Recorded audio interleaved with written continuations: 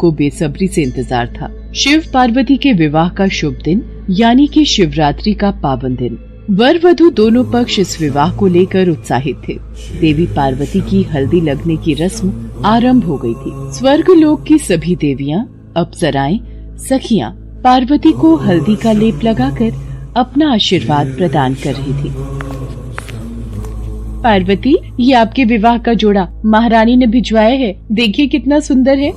सचमुच, देखो पार्वती, कितना सुंदर विवाह का जोड़ा है। इस पर तो जड़ाऊ हीरे और सोने की कढ़ाई है। महारानी ने कहा है बारात के आने से पहले पार्वती को तैयार करना है। जया विजया, अभी बारात आने में कितना समय बाकी है? अभी तो कुछ समय बाकी है पार्वती। तभी देवी लक्ष्मी और देवी सरस्वती भी कक्ष में आ जाती हैं। देवी पार्वती, ओहो, महादेव से मिलने की इच्छा में प्रतीक्षा के ये पल काटना कठिन हो रहा है। देवी लक्ष्मी, आप भी इन्हीं की तरह मुझे सताने लगी। अच्छा ठीक है। जया विजया, सर्वप्रथम पार्वती की हल्दी की रस्म होगी। तत्पश्चात पार्वती स्नान करके 16 श्रृंगार से तैयार होगी। हाँ, ये देखो, भिन्न भिन्न प्रकार की सुगंधित खुशबू से परिपूर्ण ये हल्दी का लेप। उधर शिव जी तो भोले भाले थे।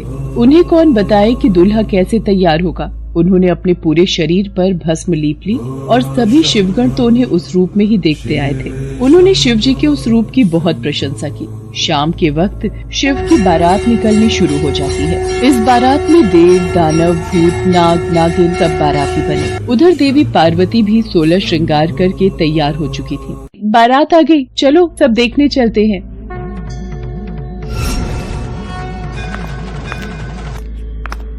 पार्वती, महादेव ये कैसा हुलिया बनाकर आ गए हैं। भूत प्रेत पिशाच संग लिए मानो ऐसे ही चले आए हैं। मैं तो उनके सामने नहीं जाऊंगी। डर के मारे तो मेरे हाथ पांव कांप रहे हैं। माँ, आप चिंता मत करो, मैं महादेव को समझाती हूँ। जब मैनावती ने महादेव की आरती उतारने से मना कर दिया तो स्वयं पार्वती जी महादेव को समझाने उनके पास गई।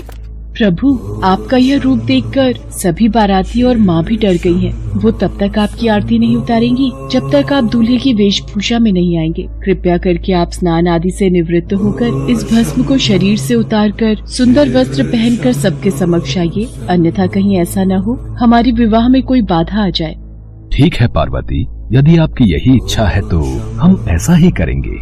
पार्वती की बात को मानते हुए महादेव तैयार होकर बहुत ही सुंदर दूल्हे के रूप में सबके समक्ष आते हैं। रानी मैनावती महादेव के उस रूप को देखकर बहुत खुश होती है। इसके पश्चात वर वधू दोनों की वंशावली घोषित की जानी थी। एक राजा के लिए उसकी वंशावली सबसे अहम चीज होती है, जो उसके जीवन का गौरव होता है। तो पार्वती की वंशावली का बखान खूब धूमधाम से किया गया। फिर पार्वती के पिता हिमवान ने शिव से अनुरोध किया, महादेव, कृपया अपने वंश के बारे में कुछ बताइए।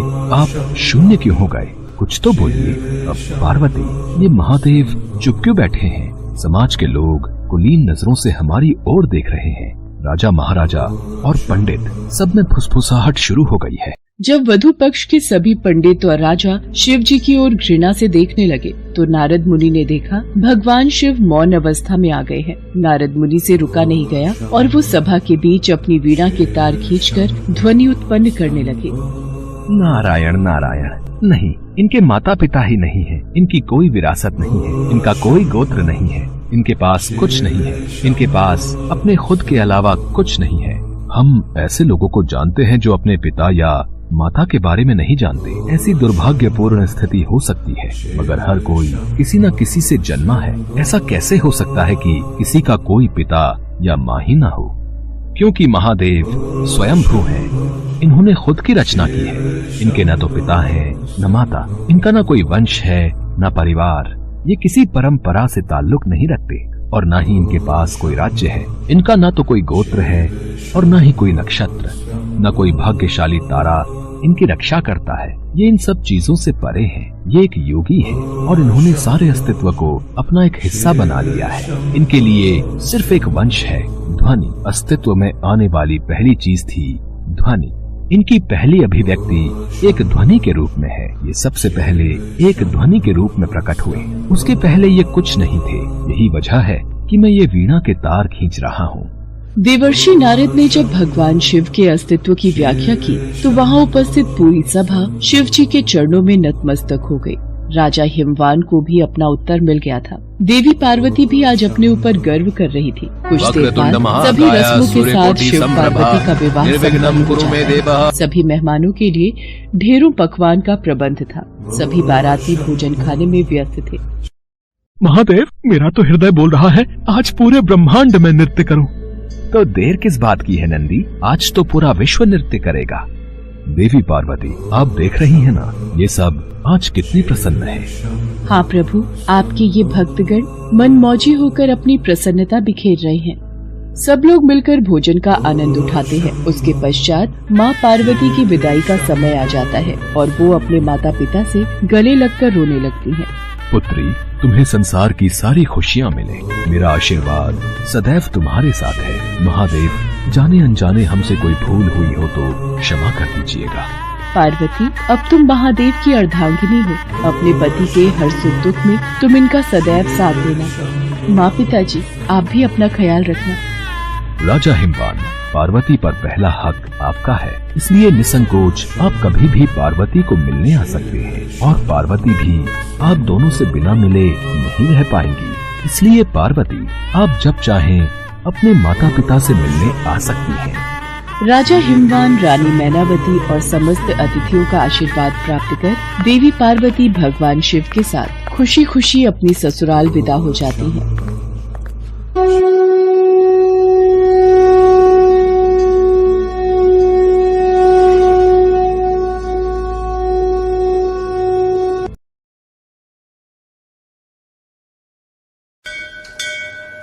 पंडित जेठानंद जी भगवान भोलेनाथ के बहुत बड़े भक्त थे। वो वाराणसी में रहते थे। शिव मंदिर में एक पुजारी के पद पर वो कई वर्षों से सेवा कार्य कर रहे थे। शिव पुराण, शिव व्रत उद्यापन, शिव चालीसा और शिव भजन कीर्तन आदि की पूजा विधि का कार्य वो भली भांति संभालते थे। अरे पंडित जी, आज आप बड़ी सुबह सुबह ही तैयार हो गए। सुशीला, आज किसी के घर में सावन सोमवार की पूजा है तो वो शिव पुराण का पाठ करवाना चाहते हैं, इसलिए मंदिर में पूजा कार्य करके सीधा उन्हीं के घर चला जाऊंगा। आने में शाम हो जाएगी। पंडित जी शिव मंदिर में पूजा करके उन लोगों के घर पहुंचते हैं जहां शिव पुराण का पाठ करवाना था। पूजा की तैयारी के बाद वो भगवान शिव के लिए एक आसन लगाते थे और उसके सामने एक त्रिशूल और डमरू स्थापित करके पूजा शुरू करते थे। ये जेठानंद पंडित जी का नियम था। अरे ये पंडित जी, पूजा से पहले एक आसन, ये त्रिशूल और ये डमरू क्यों स्थापित करते हैं भाई? जेठानंद पंडित जी से जब भी पूछते हैं वो यही कहते हैं कि जब वो पूजा करने लगते हैं तो स्वयं भगवान शिव उनकी पूजा सुनने के लिए इस आसन पर विराजित होते हैं। ये तो श्रद्धा भाव है पंडित जी का, तभी तो विश्वास के साथ ये आसन लगाते हैं, है कि नहीं? पंडित जेठानंद पूजा करवा कर घर आ जाते हैं। आ गए आप, चलो भोजन कर लो। अब कल से तो आपको मंदिर में भी समय लगेगा। शिव मंदिर में भक्तों की भीड़ लगनी शुरू हो जाएगी। हाँ, कल शिवरात्रि है तो सभी कावड़िए शिवलिंग पर जलाभिषेक करेंगे। दूर दूर से शिव मंदिर में लोग पूजा करने आते हैं। भक्तों की भीड़ रहेगी कल तो। अगले दिन पंडित जेठानंद सुबह सुबह मंदिर पहुंचते हैं। हाँ, ये प्रभु शिव शंकर का आसन बिछा देता हूँ, फिर पूजा आरंभ करूंगा। अब पंडित जी, कोई बहुत पहुंचे हुए महाराज शिव मंदिर में दर्शनों के लिए आ रहे हैं। उनके पीछे भक्तों की भीड़ भी है। आइए महाराज, आइए। आज शिवरात्रि के पावन अवसर पर इस मंदिर की शोभा बढ़ाइए। स्वामी महाराज की जय, स्वामी महाराज की जय। सबका कल्याण हो। पहले हम मंदिर में थोड़ी देर विश्राम करना चाहेंगे। अच्छा, तो ये आसन हमारे लिए बिछाया है। अति सुंदर, अति सुंदर। क्षमा कीजिए स्वामी महाराज, ये आसन तो मैं भोलेनाथ के लिए सजाता हूँ। वो मेरी पूजा में अपनी हाजिरी देकर उसे संपूर्ण करते हैं। मूर्ख, कभी भगवान भी ऐसे आसन पर आकर बैठ जाएंगे? ये असंभव है। ये तुम्हारा पागलपन है। मेरा विश्वास है, जो कई वर्षों से मैं ये आसन बिछाता हूँ और मुझे पता है भगवान शंकर सदैव मेरी पूजा में इस आसन पर विराजमान होते हैं। अच्छा, तो फिर प्रमाणित करके दिखाओ पंडित जी कि सच में भगवान शंकर इस आसन पर बैठते हैं। स्वामी महाराज, भगवान में आस्था और विश्वास ही हमारी पूजा को सफल बनाता है। इधर उधर की बातें मत करो पंडित जी, मुझे प्रमाण दो कि इस आसन पर शंकर महाराज विराजित होते हैं। मैं भी तुम्हारी भक्ति में शक्ति देखना चाहता हूँ कि तुम में भला ऐसा क्या है जो सिर्फ तुम्हारे कहने पर भगवान स्वर्गलोक को छोड़कर यहाँ तुम्हारी पूजा में बैठने आ जाते हैं। स्वामी महाराज, आपको प्रमाण चाहिए तो मुझे कल तक का वक्त दीजिए। पर मैं कैसे विश्वास कर लूं कि पंडित जी आप कोई चालाकी नहीं करेंगे? अगर आपको मुझ पर विश्वास नहीं है तो आप ये आसन अपने पास रखिए और कल जब मैं इसे पूजा के समय यहाँ रखूंगा, बस आप इसे यहाँ से उठाकर कहीं और रख देना, आपको प्रमाण मिल जाएगा। ठीक है, यदि तू सच्चा भक्त होगा तो मैं तेरा सेवक बन जाऊंगा, और यदि तू असफल रहा तो तू इस मंदिर को छोड़कर चला जाएगा। मुझे आपकी शर्त मंजूर है स्वामी महाराज। स्वामी महाराज को आसन सौंपकर पंडित जी घर आ जाते हैं। लोग इस विषय में बातें करने लगते हैं। पता नहीं भाई, अब कल देखते हैं किसकी जीत होगी और कौन हारेगा। भाई, पुजारी जी बरसों से इस मंदिर की सेवा कर रहे हैं, उनको विश्वास होगा भगवान शंकर पर, तभी तो इतनी बड़ी बात कह दी। देखते हैं कल क्या होगा। उधर स्वामी महाराज अपने एक चेले से बातें करने लगते हैं। मुझे पता है, ये पंडित बरसों से मंदिर में चढ़ रहे दान दक्षिणा पर कुंडली जमाए बैठा है। अब इस पंडित की सच्चाई सबके सामने लाने का वक्त आ गया है। स्वामी महाराज, आपने बिल्कुल सही शर्त रखी है। कल इस पंडित का भांडा फूट ही जाएगा। हाँ, फिर तो सब लोग आपकी वाहवाही करेंगे। हाँ। पंडित जेठानंद भी घर आ जाता है। सुशीला पूछती है। पंडित जी उसे सारी बात बताते हैं। सुनो जी, आप तो भगवान भोलेनाथ के परम भक्त हो और भोले भंडारी के होते हुए आपको चिंता की क्या आवश्यकता। हाँ सुशीला, मैंने तो सब कुछ भोले बाबा पर छोड़ दिया है और मैं जानता हूँ वो मेरे विश्वास की लाज जरूर रखेंगे।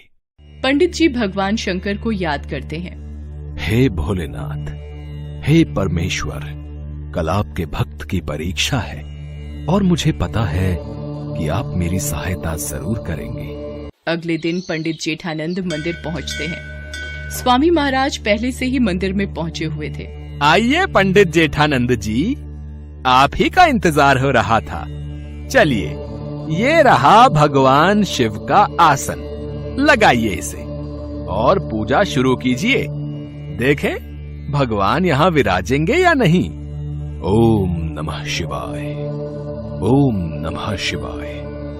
हे शिव शंकर, यदि मैं सच्चे हृदय से आपका नाम लेता हूँ, यदि मैंने अपने शिव शंभू की सदैव सच्चे मन से पूजा की है, तो मेरे भोलेनाथ आज यहाँ विराजो। हे नीलकंठ, आज यहाँ विराजो।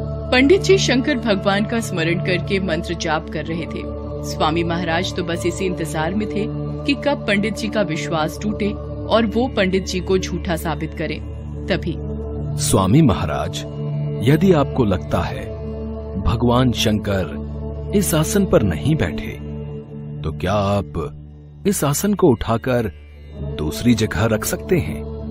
अरे, इसमें कौन सी बड़ी बात है। रुको, अभी इस आसन को वहां सामने रख देता हूँ। दूध का दूध, पानी का पानी अभी हो जाएगा।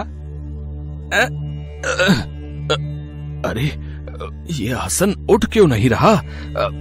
ये तो टस से मस भी नहीं हो रहा।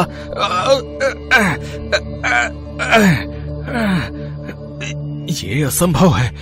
अरे, मैं तो जोर लगा रहा हूँ, ये आसन उठाना मेरे लिए मुश्किल है। तो क्या सचमुच भगवान शंकर इस पर बैठे हुए हैं। तभी स्वामी महाराज को महसूस होता है जैसे किसी ने उनके हाथ को ही छिटक दिया हो। वो घबरा जाते हैं और पंडित जी से क्षमा मांगते हैं। सब लोग इस चमत्कार को देखकर आश्चर्य में पड़ जाते हैं। हे महादेव, आप सचमुच इस आसन पर बैठे हैं, मुझे यकीन हो गया। पंडित जी, मुझे माफ कर दीजिए, आपकी भक्ति जीत गई, मैं गलत था। आप तो सचमुच भगवान भोलेनाथ के सच्चे भक्त हो। नहीं नहीं स्वामी महाराज, भगवान शंकर के लिए सभी भक्त एक समान हैं। बस विश्वास और लगन की आवश्यकता होती है। भगवान शंकर ने पंडित जेठानंद का विश्वास टूटने नहीं दिया। स्वामी महाराज को पता चल गया था कि पंडित जेठानंद की भक्ति में बहुत शक्ति है और वो शक्ति सभी के पास होती है, बस उसमें श्रद्धा का दीपक जलाने की जरूरत होती है।